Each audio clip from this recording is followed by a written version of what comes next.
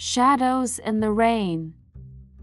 The rain fell hard on the city, a relentless downpour that seemed to wash away all the grime and sin, if only it were that easy.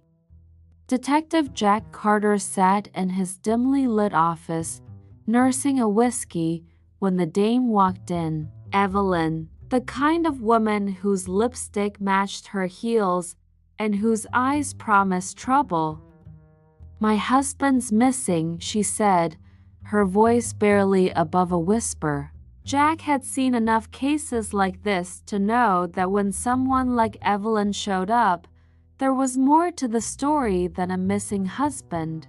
But he took the case, he always did. Jack's investigation led him through the rain-soaked streets of the city, from smoky jazz clubs to shadowy back alleys. He followed the trail of Evelyn's husband, discovering that the man wasn't just missing, he was running. Running from debts, from dangerous men, and from his own sins. But as Jack dug deeper, he realized Evelyn wasn't the innocent wife she claimed to be.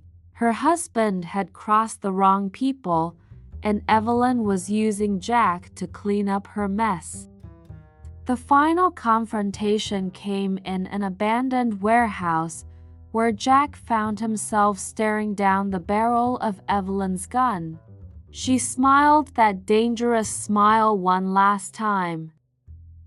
"You always were too smart for your own good, Jack," she said. But Jack was quicker. One shot, and it was over. As the rain poured down outside, Jack left the warehouse, knowing that in the city, everyone was guilty of something. And sometimes the only justice you could count on was the one you made yourself. Life lesson: trust is earned, not freely given. Be wary of those who seem too eager to pull you into their web of deceit. English lesson: the word noir is borrowed from French and means black or dark. In literature and film, noir refers to a genre that deals with crime, moral ambiguity, and cynical attitudes.